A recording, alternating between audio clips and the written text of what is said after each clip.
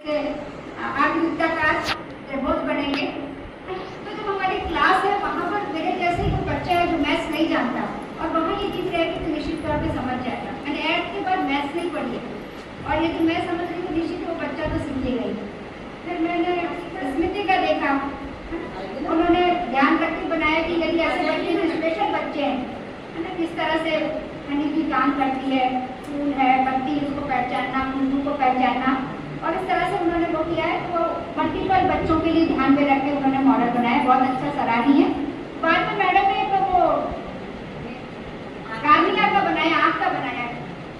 हम लोग जो लोग आर्ट्स फैकल्टी के या जो हम साइंस को नहीं जानते, उस समय हमारे मन में प्रश्न आता है। और अभी जब मॉडल देख रही थी, बच्चे सुनेंगे, एमएड वाले भी बैठ गए। एक अच्छी बात मेरे मन में आई कि हम लोग इस आँख को सामान्य लेते हैं, वहाँ पर चित्र बनता है और वो चित्र उल्टा बनता है। मस्तिष्क में सही चित्र दर्शाता है, कुछ सेकंड ही रहता है।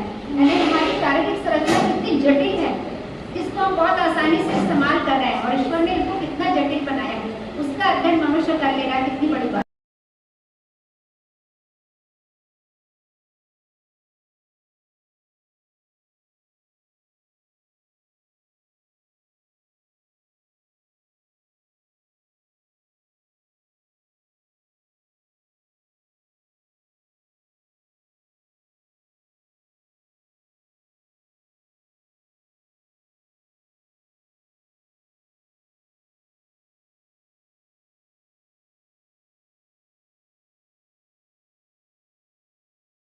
इस फ्रेम में मैं उनकी वस्तु बताना चाह रहा हूँ, तो वहाँ से मैं मूल बिंदु से लूँगा कि मान लो इस पर एक्स अक्ष है, तो एक्स अक्ष से आपको दूरी पता है, वाई अक्ष से कितना है, तो उसका एक कोऑर्डिनेट पॉइंट निकलेगा।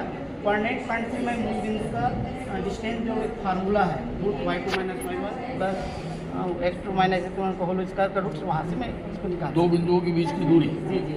और इसमें दो चरी रेखी समीकरण का भी निकालते हैं। तो ग्राफ पेपर में तो अपन यही काम करते हैं जी, तो वो अलग क्या हुआ? वो एक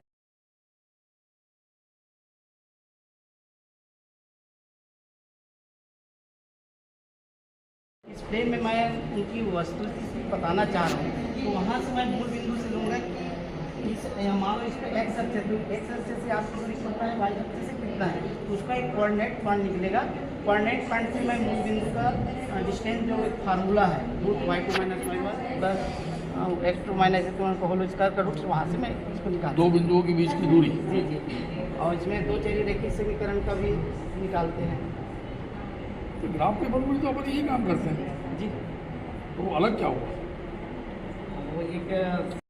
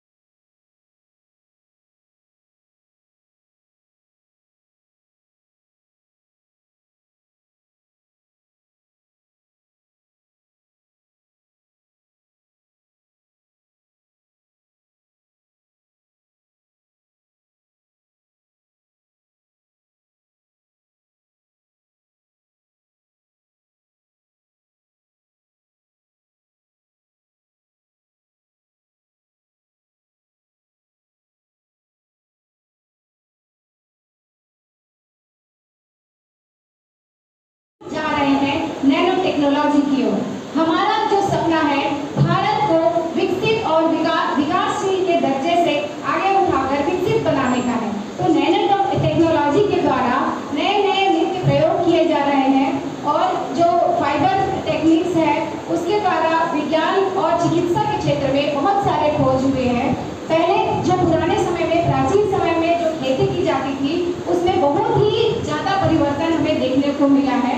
नैनो टेक्नोलॉजी का उपयोग हम अपने घरेलू कार्यों को संपादित करने में तो कर ही रहे हैं, पर बड़े बड़े जो फैक्ट्रीज हैं, बड़े बड़े जो मैनेजमेंट सिस्टम है, वहाँ पर भी नैनो टेक्नोलॉजी नैनो फाइबर का बहुत ज़्यादा उपयोग किया जा रहा है।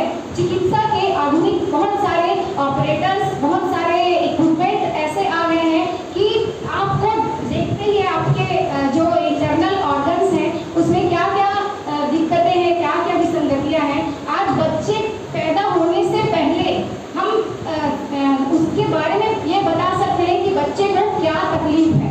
भ्रूण में ही हम एम्ब्रियोलॉजी के द्वारा ही यह जान सकते हैं और इसका सबसे बड़ा लाभ ये होता है कि निकट भविष्य में जब बच्चा बाहर आएगा तो उसे उन विसंगतियों से जूझने से बचाने के लिए हम गर्भ में ही उसका उपचार कर पाने में सक्षम हुए हैं। और वैसे ही तकनीकी के क्षेत्र में आजकल जो आर्टिफिशियल इंटेलिजेंस है वो बहुत ही ज़्यादा विकसित शब्दावली है और आर्टिफिशियल इंटेलिजेंस के बारे में नैनो टेक्नोलॉजी से इसलिए जोड़ रही हूँ क्योंकि ये भी हमें विज्ञान की ही और तकनीकी की ही देन है।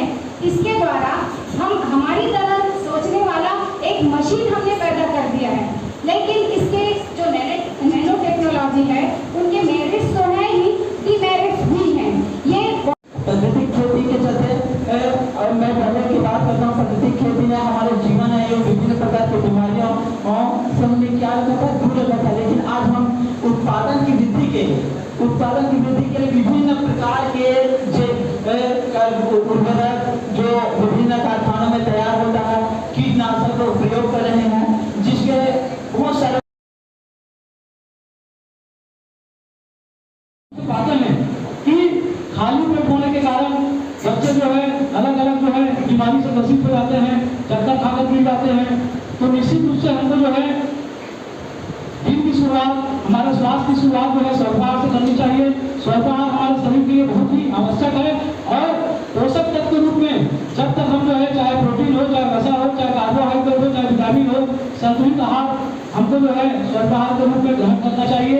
आज के भागम दौड़ के इस दुनिया में हम कहीं कहीं जो है अपने आप को इतना व्यस्त कर चुके हैं कि हम अपने कार्यों के प्रति ज़्यादा चिंतित रहते हैं और उसके कारण कहीं न कहीं हम जो है बिना खाए या बिना स्वल्पाहार किए जो है हम अपने कार्यों के लिए निकल जाते हैं, जिसके कारण बहुत सारी बीमारियां जो है, बहुत सारे जो है विसंगति हमारे शरीर में जो है देखने को मिलती है।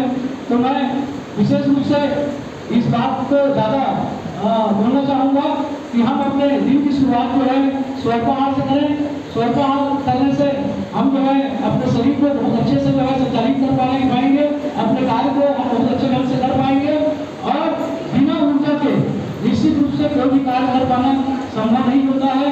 स्वल्पाहार लेकर के यदि हम निकलते हैं तो हम अपने कार्यों को बहुत अच्छे से कर पाने में सफल भी हो पाते हैं और हम अपने बच्चों को भी इस दिशा में उनको प्रेरित कर सकते हैं कि जब भी घर से निकले, चाहे कोई भी कार्य के लिए निकले, तो स्वल्पाहार के पश्चात ही जो है निकले, ताकि शरीर हमारा स्वस्थ रहे और हम अपने कार्यों को बहुत ही तन्मयता के साथ, बहुत ही लगन के साथ, बहुत ही अच्छे वातावरण में कर सकें।